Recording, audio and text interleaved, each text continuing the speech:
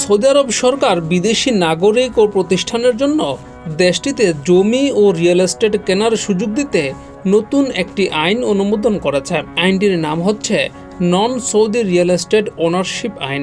সরকারি ঘোষণা অনুযায়ী এই আইনটি কার্যকর হওয়ার কথা ছিল 2026 সালের জানুয়ারি মাসের শেষ দিক থেকে।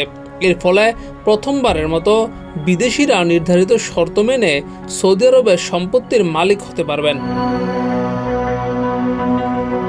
নতুন আইনের আওতায় বিদেশি নাগরিক ও বিদেশি কোম্পানি সৌদি আরবে বাসাবাড়ি, ফ্ল্যাট, বাণিজ্যিক ভবন এবং নির্দিষ্ট এলাকায় জমি কিনতে পারবেন।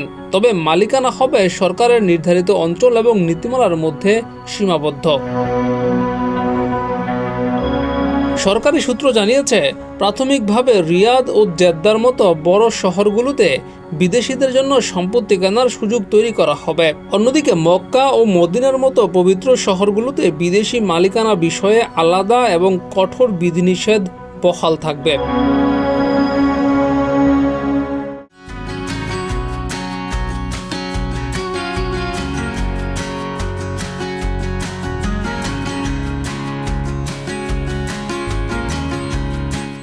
এই আইনের মাধ্যমে সৌদি আরবে বসবাসকারী প্রবাসী বিদেশিরা ছাড়াও নন রেসিডেন্ট বিদেশি নাগরিকরা এবং আন্তর্জাতিক বিনিয়োগকারীরাও সম্পত্তি কেনার সুযোগ পাবেন।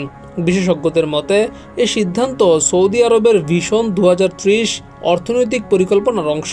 এর লক্ষ্য হল বিদেশি বিনিয়োগ আকর্ষণ, রিয়েল এস্টেট খাতকে সম্প্রসারণ এবং তেল নির্ভর অর্থনীতি থেকে ধীরে ধীরে সরে আসা। জিয়াউর রহমান, যুগের চিন্তা।